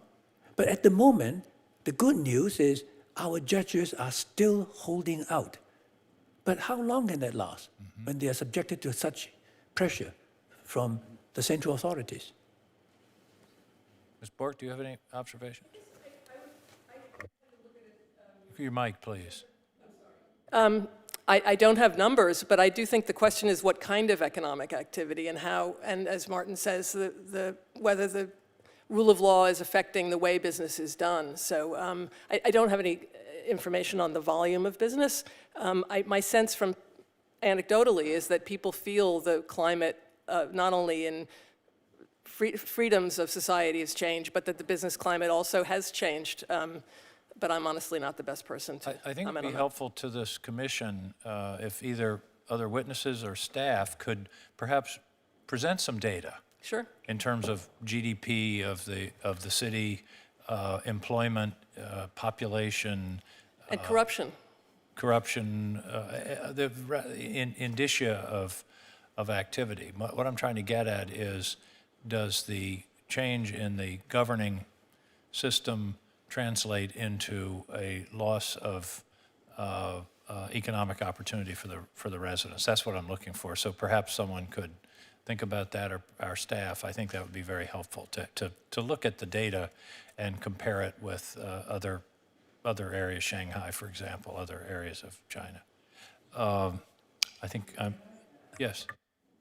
Can I perhaps have a follow-up? And it is this. I entirely agree, figures could help. But one must remember that even if the figures show an improvement, one doesn't know how much more improvement there would have been, but for the erosion of the rule of law. Yeah. But I agree with you, figures would certainly give some guidance. Right, thank you. Senator Cotton, are you prepared? Do you want me to ask a question while you get ready, or? Always prepared. Okay, good. I apologize to the witnesses, including the witnesses had to leave. I was presiding over the Senate, which these two relatively junior members of the Senate also know is a duty, not an honor. So thank you for your patience. And I do want to thank you all for taking the time to testify today, but more importantly for the work you do to inform the world about Beijing's continued encroachments on human rights and basic freedoms in Hong Kong. This summer, Xi Jinping will mark the 20-year anniversary of Chinese control over Hong Kong with a visit to the city. One cannot be faulted for likening Mr. Xi's impending arrival to Hong Kong to that of a Roman emperor inspecting what he views as conquered lands. because since his ascendance to power, Xi has accelerated Beijing's campaign to suppress all avenues of dissent in Hong Kong.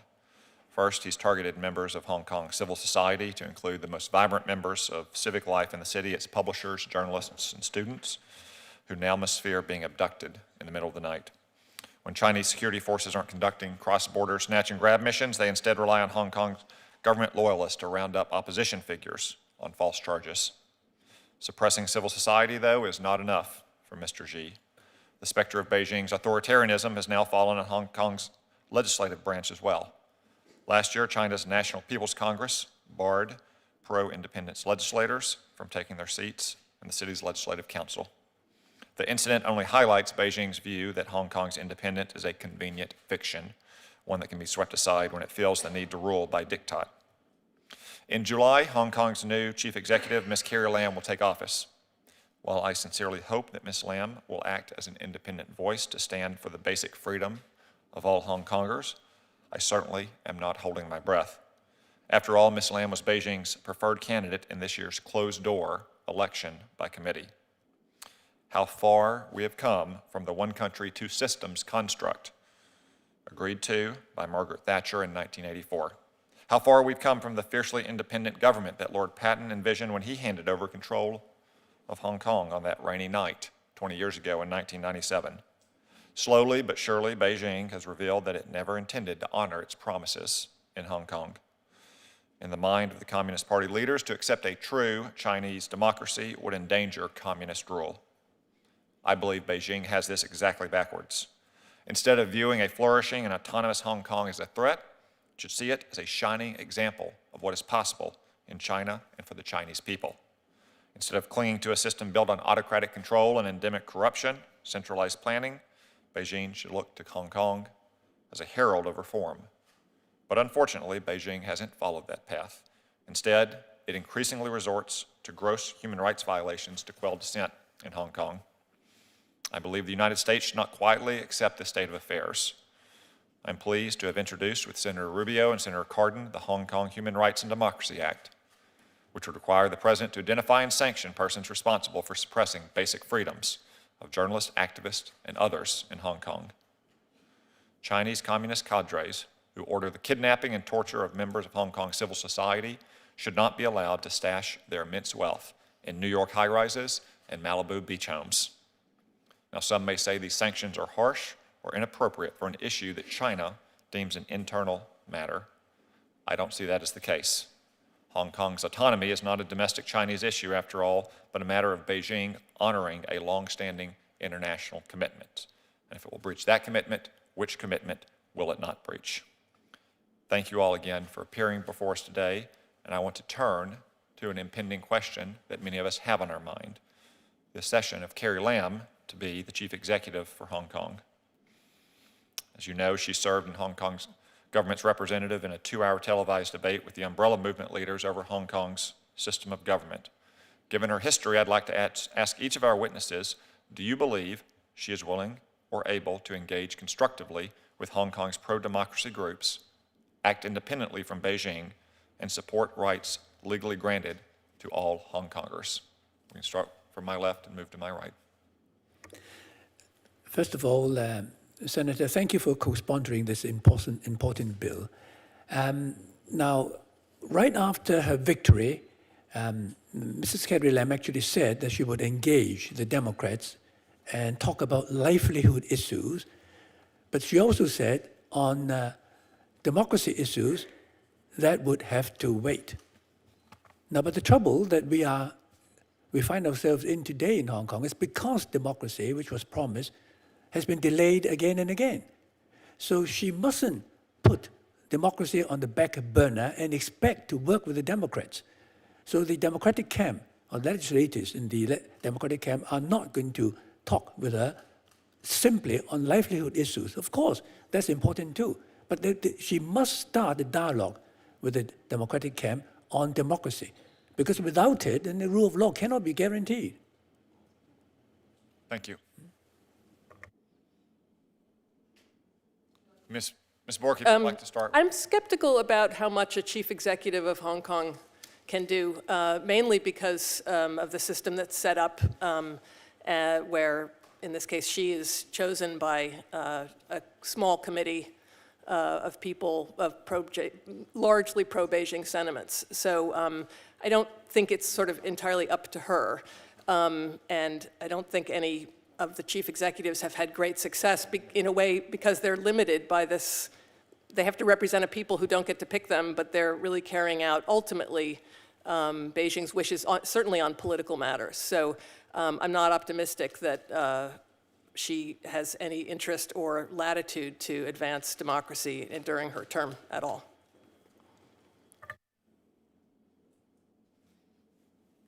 May I just elaborate a little more on that?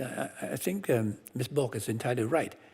I think even if Carrie Lam wants to do good things for Hong Kong, she can only do so if Beijing permits her to do so. She is now the fourth, she will be the fourth chief executive in Hong Kong, and each one of them is actually handpicked by Beijing, because this so-called election committee consists of over 75% of their people. Mr. Lam. 我覺得未來嘅香港有一個言論自由嘅收窄嘅規範可能會發生，就係23條可能會通過。I'm afraid that in terms of freedom of expression, there may be a threat that the scope of freedom of expression may be narrowed down further because of the enactment of the Article 23. 譬如佢嗰個將來可能談到嘅香港獨立、台灣獨立、西藏獨立、新疆獨立或者係蒙古獨立，都唔允許香港人評論或者作出評述或者研究。咁呢樣嘢又對香港個將來嗰個言論出版自由係非常嚴酷。So if such legislation was enacted, whoever talking about the independence of Hong Kong, independence of Taiwan, of Tibet, Mongolia, will not be allowed, and even research in this regard will be limited. So that will hurt the freedom of publications. 而且我好擔心而家未來嘅特首會遵照大陸嘅意思嚟分開係實施23條對香港人言論自由嘅管制，呢樣嘢係我哋香港人比較擔心。And I'm worrying that the chief executive to be will just follow the wish of mainland China and enact the Article 23 of the Basic Law separately, not in monolithic legislation, but separately, which will limit the freedom of Hong Kong people. That's all. And one final question that I'd like to get your perspective on, if you care to share, is given the recent arrests and crackdowns on pro-democracy activists and lawmakers, many analysts say this is anticipation of Mr. Xi's visit later this year.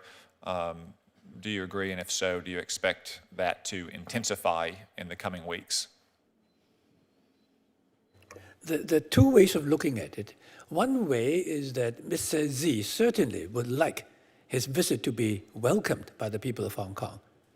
Now, the other way of looking at it is the Hong Kong administration would like to suppress more demonstrations and free expressions of views in order to let him come to Hong Kong without hearing too many noises. So I don't know what the outcome is.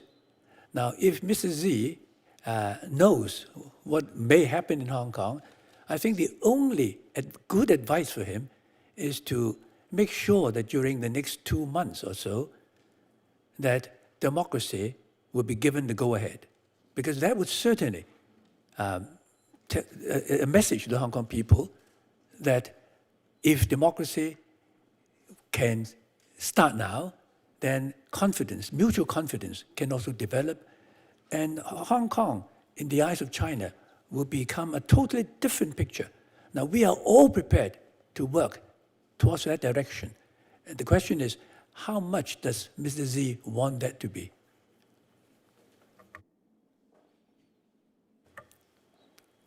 Yeah, I think regardless of what happens in the next several months, the trend is very bad. I think these arrests that came up that Joshua Wong responded to earlier are extremely bad sign. And I think also that Congress needs to be aware of the developing sense of taboo topics, and as Mr. Lamb said, the importance of being able to speak about things is vital. Although Lord Patton talked about independence as an unrealistic objective, I think he neglected to say that the way the party treats ideas it doesn't like as taboos is a real problem, and regardless of whether Hong Kong people can achieve or should achieve independence, the fact that any particular political idea is not going to be allowed or will be treated, persecuted or prosecuted like independence, a referendum, self-determination, and even democracy is very troubling. And if Congress can find ways, frankly, even just speaking about it, we have to begin to not allow the distortion of terms or the outlawing of terms in Hong Kong or anywhere else. Okay. Thank you all again. And I have a couple brief questions. I know the senators may need to go. I just want to say this on the record because I know, Mr. Lamb, that eventually you're going to find your way back towards home in Hong Kong. And just know we're going to continue to keep tabs on you and on your situation very carefully. And I just want to be very clear, after your appearance here today, our view is that if any hostility comes your way upon your return, we will directly attribute that to your appearance here today and your willingness to speak truth before this committee and before this commission. And I believe should have a direct impact on the way we interact with the Chinese Communist Party and their government. If in fact there's retribution sought against you for your appearance and your testimony here today, we would take it as a deep personal affront to members of this body that you would be treated in such way. If in fact that is the case, we hope that it would not be the case. We are limited on time. I promised you I'd get you out of here by 11:30. I'm pleased that members were able to come in the midst of everything that's going on. I have three quick questions that I want to make sure are on the record. Mr. Lee, what impact do you believe the reports under the Hong Kong Policy Act have on the situation? I think the reports are important, and I'm happy that they will be continued because they would then give members of the Congress a clear picture as to what's happening in Hong Kong. Now, of course, the Chinese government will say, mind your own business.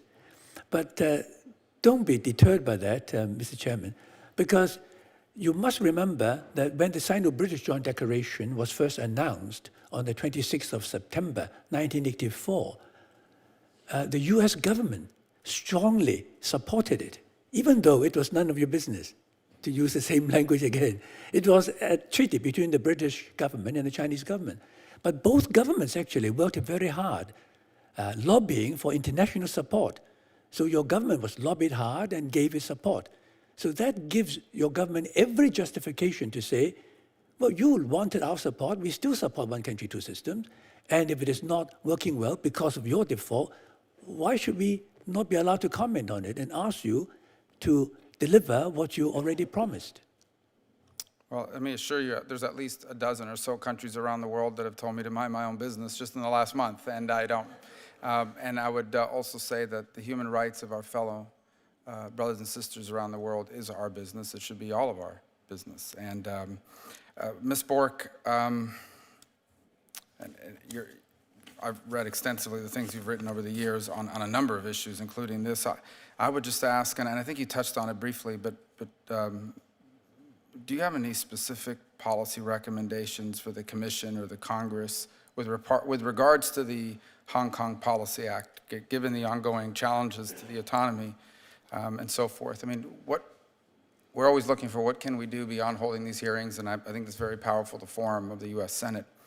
Beyond that, what do you, and if you don't, perhaps for the record later, some specific suggestions. Certainly, but I do think the Hong Kong, the Democracy and Rule of Law Act, or Human Rights Act, sorry, that you're working on is major in that it would completely change the outlook towards Hong Kong policy, which has been to let things move along, let China see the value of Hong Kong staying the way it is, when frankly I don't think a Communist Party really can quite do that, certainly not without being encouraged to do so by the world's most powerful democracy. So I wouldn't in any way underestimate the importance of that addition of sanctions for misbehavior in Hong Kong. I think that's huge.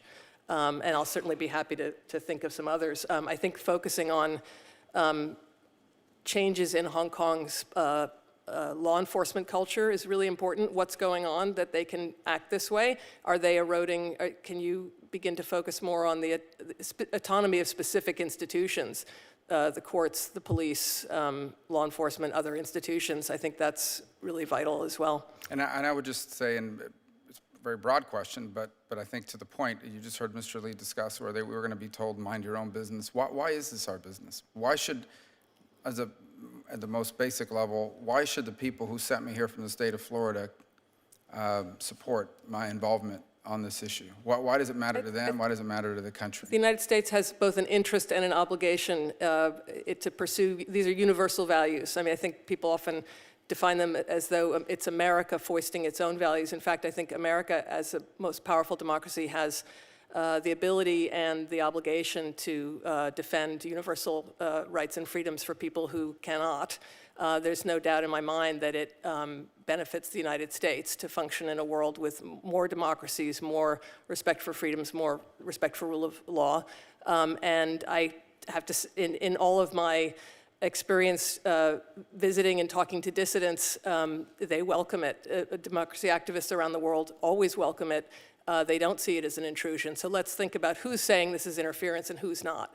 I really think the world's Democrats struggling for their own rights and freedoms do not see it as interference at all. And Mr. Lam, I ask you, given everything that you have confronted, we hold this hearing today. It's a commission. A number of my colleagues were able to come. Others I know follow carefully, but because of scheduling conflicts could not. And oftentimes there's a feeling that what we do here is we hold these meetings and it's busy work, but it doesn't really make a difference because it's not a law or a program we're putting money behind. From your perspective, as someone who has been persecuted, as someone who has been harassed, as someone who has been jailed because of your advocacy for these universal principles that we all believe in or should all believe in, when we speak about these issues, when we highlight cases like yours, when we have someone like Mr. Wong here, when we talk about these issues, can you tell us what that means to someone half a world away who is confronting these challenges and is often told by the tyrants that, no, you don't matter, no one cares about you, you're on your own, and you're on a losing side? What does it mean that we do this? Is what we do here meaningful to people in your situation?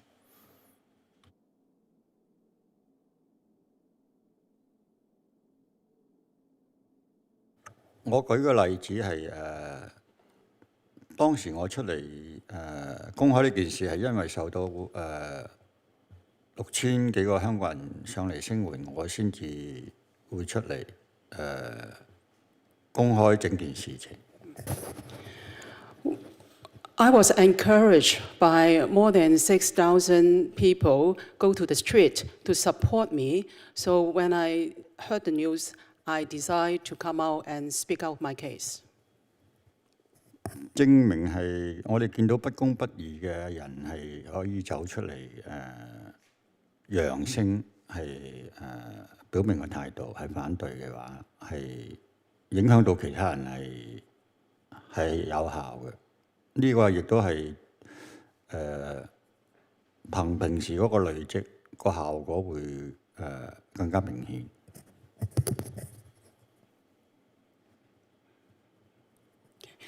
So my coming out demonstrate that all those, if we voice out the injustice against the injustice, show that we oppose it, it will have effect. And the accumulative effect will be more explicit. 即係話，如果每一個香港人都係可以面對大陸嘅打壓係企出嚟嘅話，香港就有希望。if everyone who face the suppression of China will stand up, and this will have effect to fight against such suppression. So,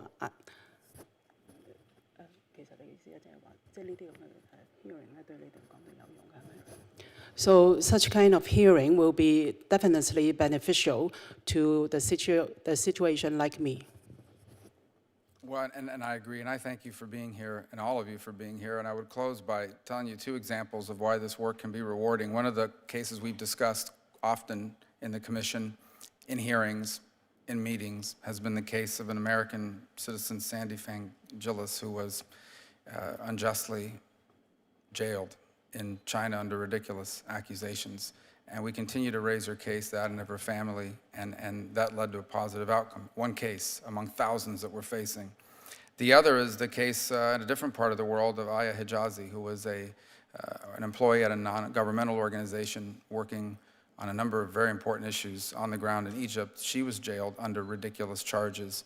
And I can tell you, when President al-Sisi of Egypt visited, there wasn't a meeting he had on the Hill where her case was not brought. And that was true at his meetings in the White House, to the point where by the end of his visit, he was a little annoyed. But Aya Hijazi is now in the United States along with her husband.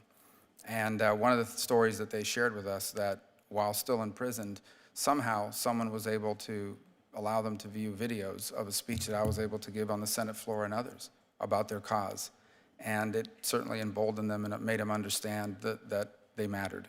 The thing that tyrants and dictators and oppressors tell people all over the world is no one cares about you anymore. They've forgotten about you. They don't even talk about you. We're having meetings with presidents.